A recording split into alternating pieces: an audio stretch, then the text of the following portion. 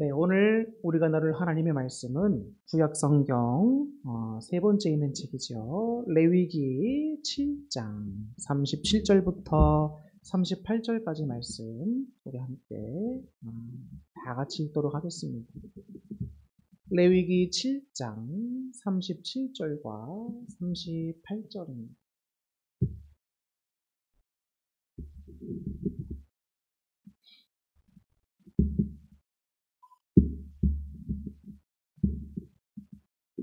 네, 다 찾으셨나요? 네, 다 찾으셨으면 아멘으로 화답해 주시기 바랍니다. 네. 자, 우리 다 같이 한 목소리를 읽도록 하겠습니다. 시작. 이는 번제와 소제와 속제제와 속건제와 위임식과 화목제의 규례라. 여호와께서 시내 광야에서 이스라엘 자손에게 그 예물을 여호와께 드리라 명령하신 날에 시내산에서 이같이 모세에게 명령하셨더라. 아멘. 할렐루야. 오늘은 여러분에게 깊은 만남이 은혜입니다라는 제목으로 말씀을 전하려고 합니다. 이스라엘이라고 하는 이 민족은 좀 되게 특별한 민족이라고 할 수 있습니다. 왜냐하면 여호와를 믿는 신앙을 갖고 있는 유일한 민족이었기 때문이에요. 그리고 이 이스라엘 민족이 또한 특별한 것은 하나님과의 관계 속에서 제사를 하나님께 올려드리는 그런 민족이고 신정 국가로 나중에도 변모하지 않습니까? 그래서 하나님의 직접적인 통치와 다스림이 있고 하나님이 세워주신 세상과는 다른 율법 가운데 서 있는 민족이 바로 이 이스라엘 민족이었습니다. 그렇기 때문에 신약 이전에 있던 이스라엘 모든 백성들의 삶의 중심과 신앙의 중심에는 항상 제사가 있었어요. 제사. 그래서 항상 이 제사가 있었는데 이 제사에 대한 의미를 우리가 잘 모르고서는 신약 성경도 제대로 이해할 수가 없고 예수님이 왜 십자가에 달리셔야 되는지도 이해할 수 없을 뿐만 아니라 히브리서에서 왜 예수님을 대제사장이라고 표현하는지도 이해할 수가 없습니다. 그래서 오늘은 여러분에게 레위기에 나오는 5대 제사에 대한 설명을 드리면서 우리 하나님과 좀 깊이 있게 만나는 그런 시간을 좀 여러분들과 함께 가져보려고 합니다. 이스라엘이라고 민족은 제사가 없으면 이야기할 수 없다라고 말씀드렸습니다.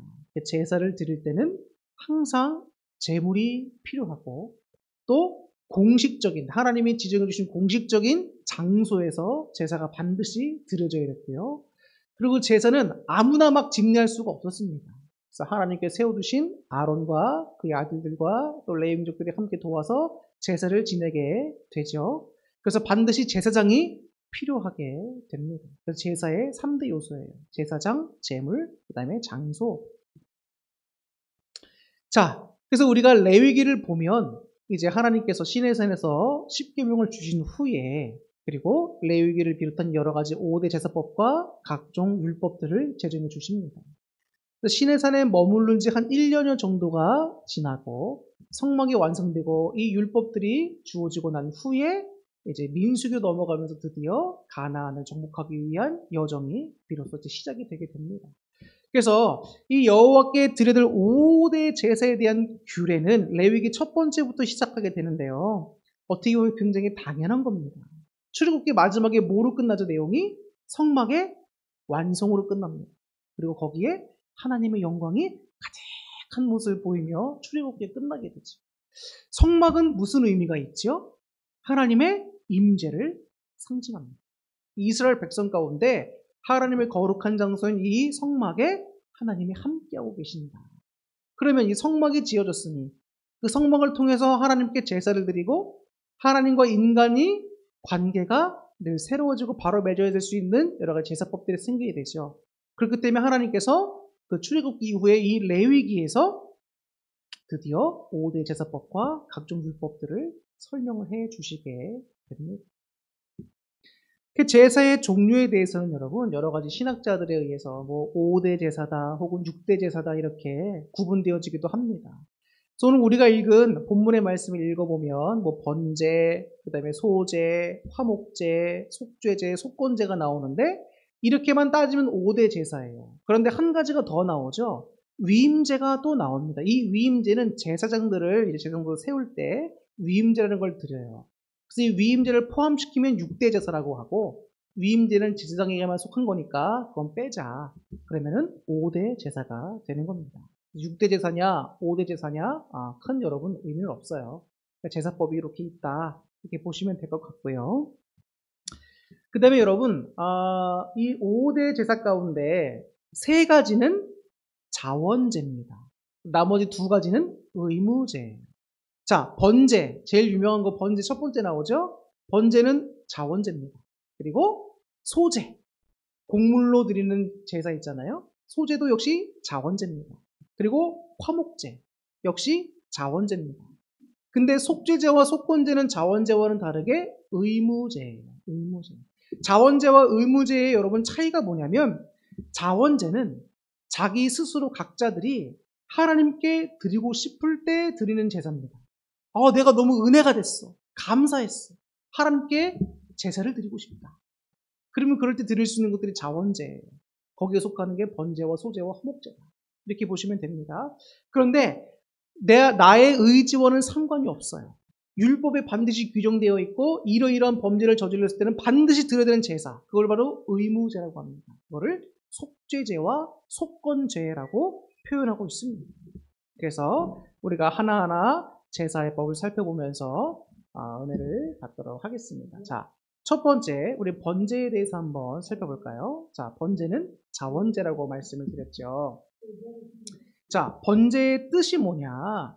자, 번제는 일단 히브리어로 보면 올라가다 또는 실어 올리다, 높이다, 이런 뜻을 갖고 있습니다. 그래서 위로 드려지는 제사, 또 위로 올라가는 제사를 뜻합니다. 그래서 이런 단어의 의미를 통해서 불에 태워진 희생 제물의 향기가 하나님께 상달되는 제사다라는 의미가 담겨 있습니다. 자, 그 제물의 종류를 보시면 수송아지 있고요, 수양 있고요, 수염소 혹은 비둘기가 있습니다. 근데 이 모든 제물은 반드시 흠이 없어야 합니다. 그리고 1년 된 수컷임을 그 특징으로 하고 있어요. 1년 된 수컷이면서 흠이 없어야 합니다. 그런데 비둘기에 대해서만큼은 이제 수컷이나 암컷 중에 어느 것을 드려도 상관이 없습니다. 그리고 번제의 방법을 보면, 자, 첫 번째는 헌제자, 즉 제물을 드리는 사람이죠. 헌제자가 제물을 갖고 회막문 앞으로 나옵니다. 그리고 헌제자가 그 제물 머리에 스스로 손을 얹고 자기의 모든 죄를 다 그 동물에게 전가시키는 거예요. 그러니까 안수한다. 그러니까 머리에 손을 얹고 기도하는 걸 안수한다, 이렇게 하는데요. 자, 그 다음에는 헌제자가 제물을 직접 다 잡습니다. 그리고 피를 따로 담아 제사장에게 주면 제사장은 그 피를 번제단 4면, 4면에다가 다 그 피를 이제 뿌리게 됩니다. 그 다음에는 헌제자가 제물의 가죽을 벗기고 다 이제 각을 뜹니다. 자, 제사장은 이제 뜬 각과 머리와 기름 그리고 물로 씻은 내장과 정강이를 단 위에서 다 불살라 하나님께 그 향기를 올려드리게 되죠. 자, 그래서 이렇게 번제가 드려지게 되고요. 그 다음에 번제를 드리는 목적이 있습니다. 목적. 크게 2가지가 있는데요. 첫 번째 목적은 여러분 속죄를 위한 겁니다. 속죄를 위한 것. 자, 속죄를 뭐죠? 죄를 하나님께서 다 씻겨주시기를 원한다는 겁니다. 내 죄를 씻기 위해서 이 번제를 드린다는 거예요. 첫 번째 목적이고요. 자, 2번째 목적은 뭐냐? 하나님을 향한 자신의 헌신에 대한 표현입니다. 하나님을 향한 나의 헌신에 대한 표현이다. 자, 이런 목적은 여러분 창세기 22장에 나오는 이제 아브라함의 순종에서 잘 나타나는데요. 자, 아브라함은 자신의 순종과 믿음의 증명을 위해서 자신의 사랑하는 독자 이삭도 바치려고 했었죠. 자, 그리고 그러한 믿음과 순종을 인정하신 여호와 하나님께서는 이제 아브라함을 위해서 미리 예비해 놓으신 양을 제물로 삼아 번제를 드리게 하셨습니다. 그래서 아브라함의 헌신과 믿음을 하나님께서 그때 인정해 주셨죠.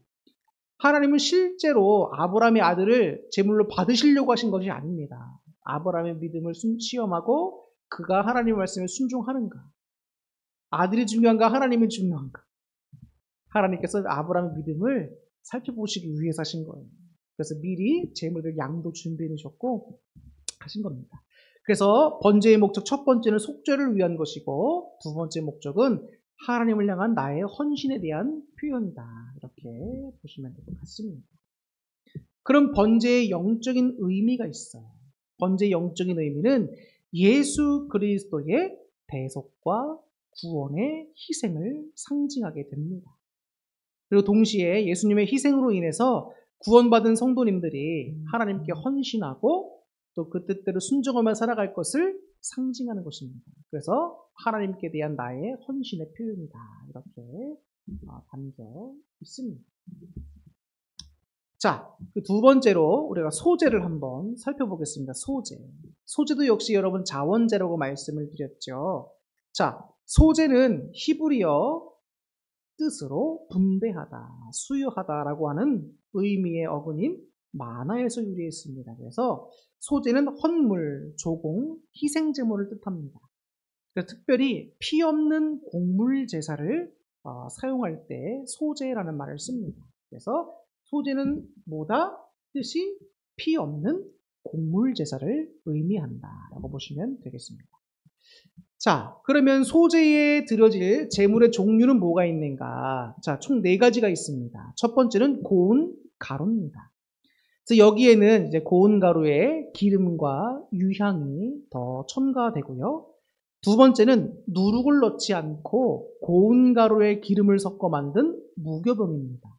그래서 무교병을 만드는 방법은 이제 화덕에 구운 것이 있고요. 또 번철에 부친 것이 있고 솥에 삶은 것이 있습니다. 이 3가지고요. 그 다음에 소제물 3번째는 뭐냐면 처음 익은 곡식입니다. 그리고 마지막 4번째는 첫 이삭이에요. 특별히 첫 이삭을 소제물로 드릴 때에는 볶아서 찌은 것에다가 반드시 기름과 유향을 더 첨가해야 했습니다. 그러면 소제를 드리는 방법이 어떻게 되는가? 자, 소제를 드리는 방법은 여러분, 제물을 제단으로 가져오기 전에 집에서 제물을 준비하는 것에 더 주목해야 합니다. 특별히 소제는 그래요. 자, 그것은 제물을 준비하는 과정 자체가 소제를 드리는 방법에 속하기 때문입니다. 그렇기 때문에 제단에 가져오기 앞서서 집에서부터 준비하는 것이 바로 제사를 준비하는 과정 자체다. 그렇기 때문에 좀 눈여겨볼 필요가 있습니다. 첫 번째, 소제를 드리는 방법은 고운 가루의 소제일 경우입니다. 그때는 그 위에 기름을 붓고 유향을 넣는다 그랬지요? 그리고 제사장에게 가져갑니다. 그럼 제사장은 고운 가루 한 줌과 모든 유향을 취해서 기념물로 제단 위에 불 사르고 나머지는 제사장의 음식으로 취해서 먹게 됩니다. 두 번째, 이제는 무교병을 소제물로 삼을 경우인데요. 자, 이때는 화덕에 구운 것과 솥에 삶은 것은 고운 가루에 기름을 섞어 만들고 번철에 구울 경우에는 고운 가루를 누룩 없이 기름과 섞어서 구운 후에 조각으로 나누고 그 위에 기름을 붓습니다.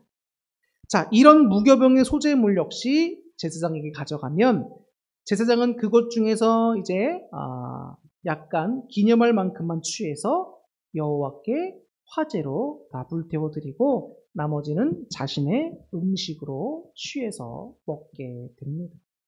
자, 3번째 방법은 첫 이삭을 드릴 경우입니다. 자, 이때는 반드시 그 곡식을 볶아서 그리고 그 위에 기름을 붓고 유향을 더해야 한다고 말씀드렸죠. 자, 그 다음에는 제사장에게 가져갑니다. 그럼 제사장은 그 가져온 제물 중에서 일부 소량을 기념물 정도로 취해서 여호와께 화제를 드리고 난 후에 나머지 것은 자기의 음식물로 취해서 가져갔습니다. 자, 이때 나머지에 대한 성경의 특별한 언급은 특별히 없습니다. 그렇지만 소제물이 제사장의 음식으로 주어졌다라고 하는 일반적인 규례를 따라서 첫 이삭의 소재물 역시 제사장의 음식으로 주어졌다라고 보아야 합니다. 그래서 이런 모든 소재물에 반드시 지켜야 할 법칙이 한 가지가 있어요. 자, 그것은 뭐냐면 모든 소재물에는 누룩과 꿀을 넣지 말아야 한다는 것입니다. 그리고 반드시 소금을 칠하는 것이었습니다. 자, 누룩과 꿀은 뭐죠? 누룩과 꿀은 세상에 대한 죄와 오염, 또 세상에 대한 욕심들, 탐욕들 이런 것들을 의미합니다. 그래서 하나님께 드리는 이 모든 번제물에는 소제물에는 누룩과 꿀을 절대 넣지 마라. 그리고 소금을 반드시 쳐라. 소금은 무슨 의미가 있지요? 언약을 의미합니다. 소금은 변하지 않는 언약을 의미합니다. 그래서 하나님과 우리와의 신실한 언약 이것을 상징하기 때문에 반드시 그 소제물에는 소금을 쳐야 한다라고 나와 있습니다. 자, 그러면 소제의 목적이 있습니다. 소제를 드리는 목적. 자, 우리가 삶을 영위할 수 있도록 물질을 공급해 주시고 보호하여 주신 하나님의 은혜에 감사하면서 경배 돌리기 위해서 소제를 드립니다. 마치 감사 헌금 같은 느낌이 나죠? 자, 그런 목적이 첫 번째 있고요. 두 번째는 자신의 땅을 가지고 있지 않은 제사장과 레위인들에게 음식을 제공하고 그들을 보호하기 위함입니다. 그래서 목회자가 교회에서 사례비를 받고 또 생활할 수 있도록 교회에서 지원받는 것은 지극히 성경적인 내용입니다. 그렇기 때문에 목사가 사례비를 받는 것이 옳으냐, 아니면 또 교회 지원받는 것이 옳으냐, 논쟁을 우리가 굳이 할 필요는 없습니다. 정당하게 받을 건 받고 안 받을 건 안 받으면 되는 거예요.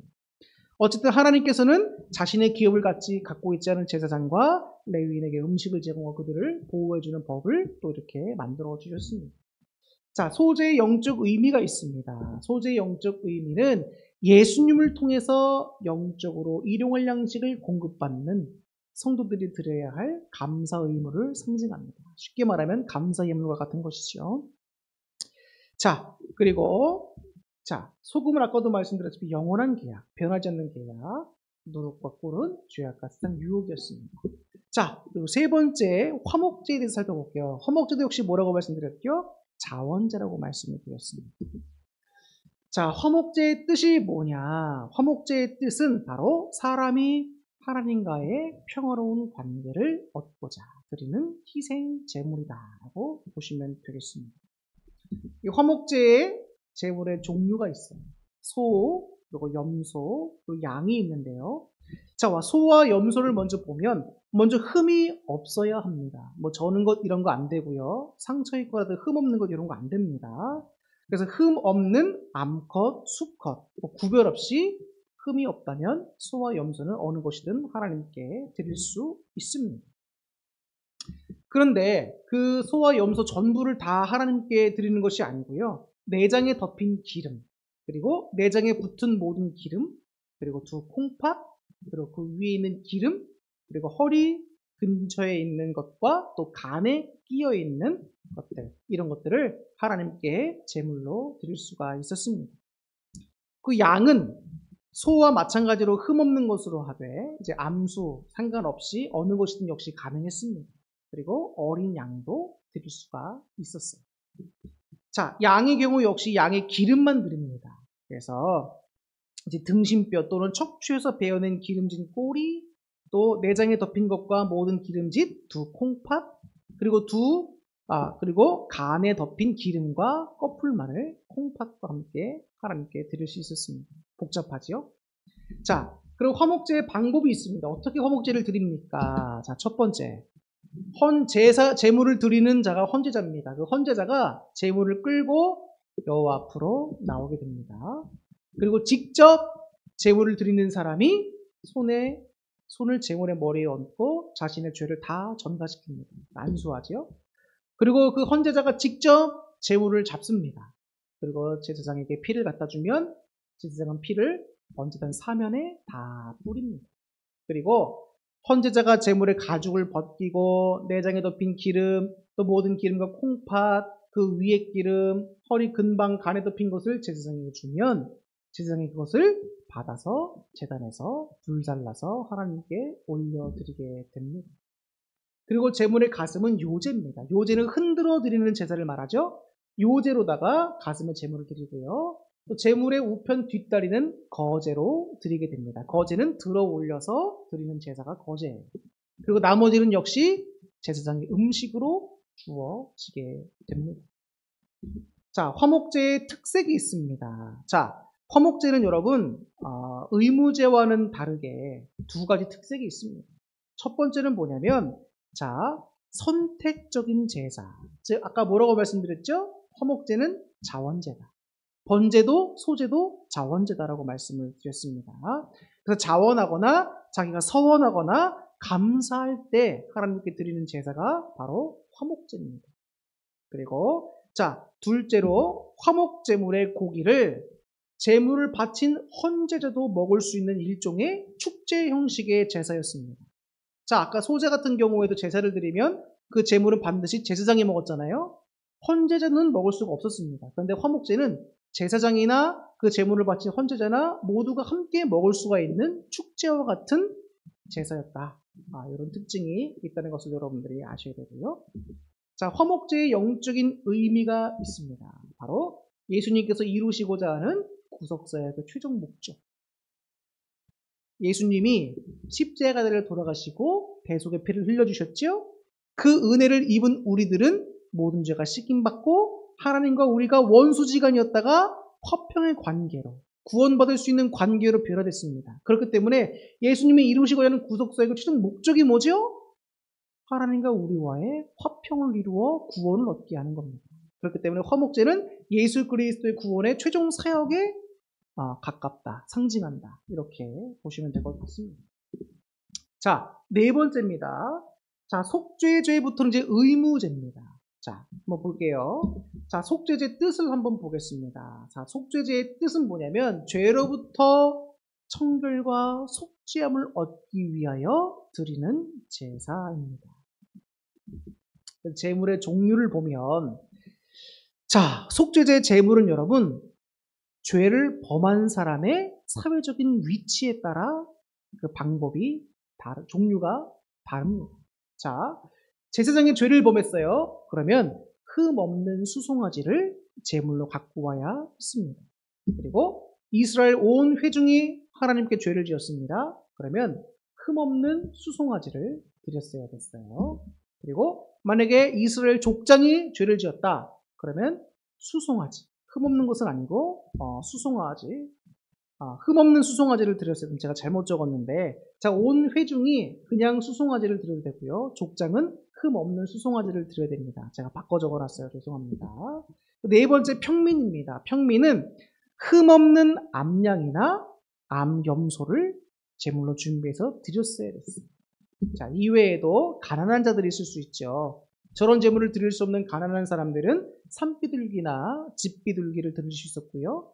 이것보다 더 가난하다. 그러면 고운 가루 에바 10분의 1을 제물로 드릴 수가 있었습니다.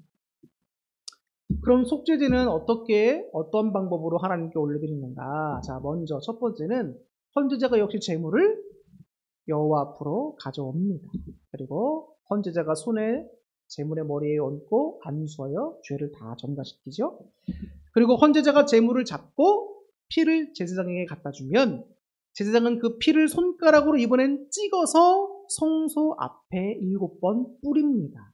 그리고 향단 뿔에 그 피를 바른 후에 회막 앞과 번제단 밑에 전부 다 쏟아버립니다.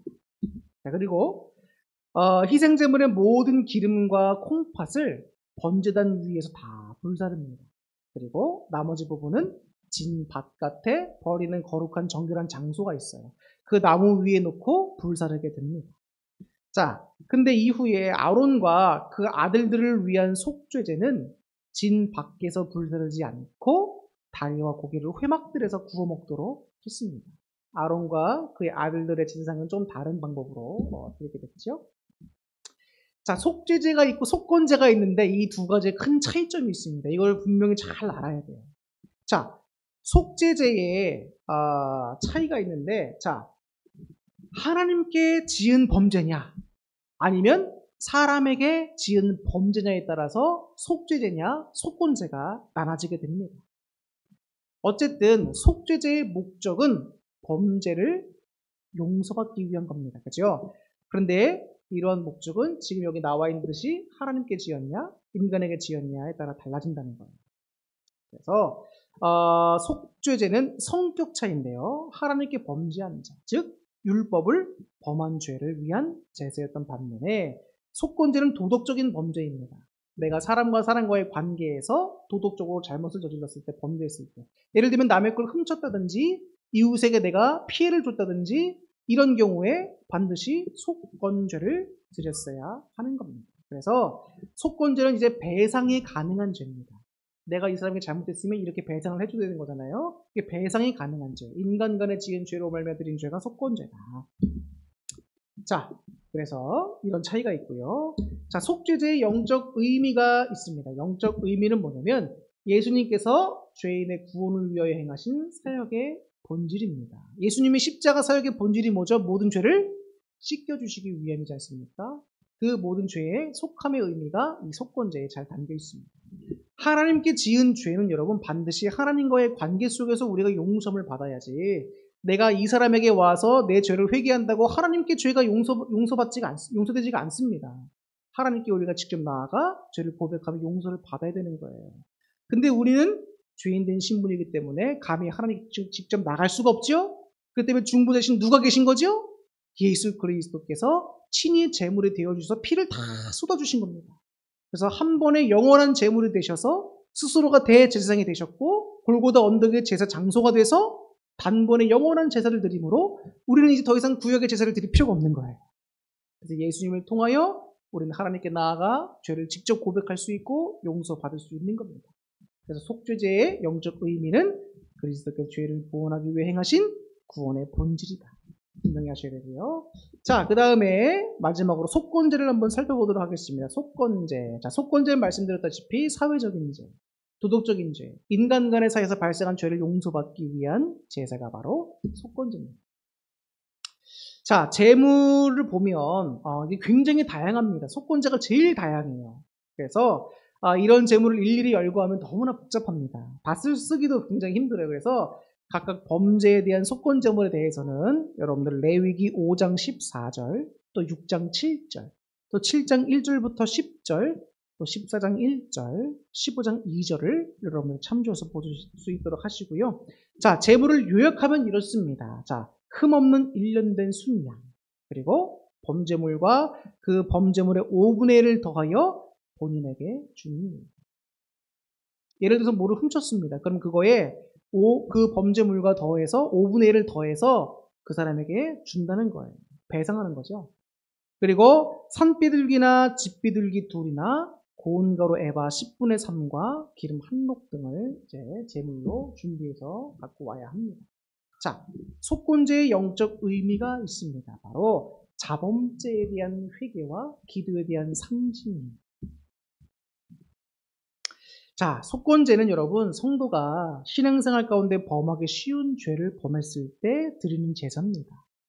자, 그런 범죄는 여러분 우리가 하나님을 배반하거나 또 예수 그리스도를 부인하거나 성령의 사역을 거스른 죄가 아니죠. 우리 사람은 탐욕이 있고 실수할 수도 있고 부족한 부분 다 있을 수 있습니다. 그죠? 그렇기 때문에 우리의 연약함으로 말미암아 실수와 실족으로 말미암는 범죄라는 거예요. 하나님을 우리가 부인하거나 예수 그리스도를 부인하거나 성령의 사역을 방해하는 죄가 아니란 말입니다. 그렇기 때문에 이것은 우리가 날마다 삶에서 지을 수 있는 죄에 대한 속죄의 개념인 거예요. 그래서 이것은 우리나라 말로 현대 쓰는 걸로 바꿔 표현한다면 자범죄를 회개하는 것이다 라고 보시면 됩니다. 그게 바로 속건제의 의미라고 할 수가 있습니다. 자, 그래서 여러분들에게 지금 5대 제사에 대해서 쭉 설명을 드렸습니다. 말씀이 길어지고 있지만 여러분 꼭 알아야 되는 것이라 그래요. 여러분 이 제사를 통해서 제가 한 주간 묵상하고 공부하고 정리하면서 뭘 느꼈냐면 5대 제사법이 다르고 제물들이 다양하고 모든 것이 다양합니다. 그런데 공통점이 하나가 있습니다. 다 주님 앞에 속죄받기 위한 것이다.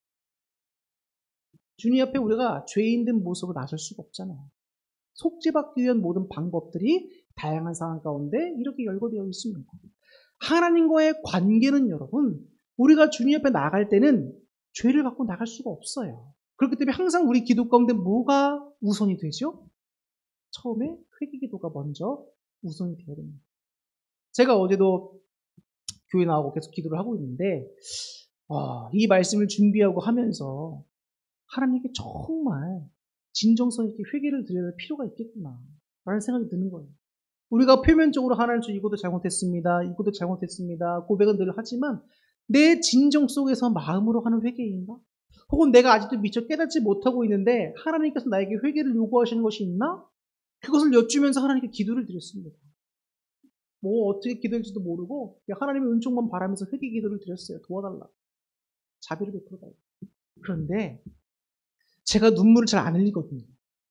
근데 갑자기 마음이 확 열리면서 가슴이 따뜻해집니다. 그러면서 눈물이 막 흘러지 나오는 거예요. 제 의지와는 상관이 없이 눈물이 막 흘러요. 그건 뭔가요? 하나님이 이 기도를 기쁘게 받으시고 계시는구나. 알 수 있는 겁니다. 하나님께 우리가 나아갈 땐 여러분 진정한 회개가 필요해요. 기도가 안 되는 것 같고 답답한 것 같고 하나님과의 관계가 서먹한 것 같을 때 여러분 하나님께 한번 진정으로 회개해 보세요. 하나님, 저는 회개할 것도 잘 모릅니다. 깨닫지도 못합니다. 이 부족한 사람을 불쌍히 여겨주시고 하나님 깨닫게 해주세요. 회개할 수 있도록 해주세요. 용서를 구하는 마음으로 나갑니다. 겸손히 나아갑니다. 꼭 기도해보세요. 하나님은 정말 기뻐하십니다. 여러분의 자녀가 여러분들에게 죄를 범했을 때 얼마나 속상합니까? 근데 자기가 무슨 죄를 저지르는지도 몰라요. 그럼 더 속상하지. 근데 이 아이가 철이 들고 와서 아버지, 어머니 제가 그때 이렇게 해서 마음 아프게 해드리고 속상해서 너무 죄송합니다. 잘못했습니다.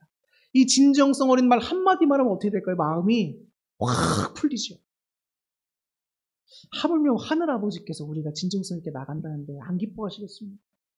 하나님과의 관계 회복의 첫 걸음은 뭐다? 우리의 죄를 진정성 있게 고백하는 겁니다.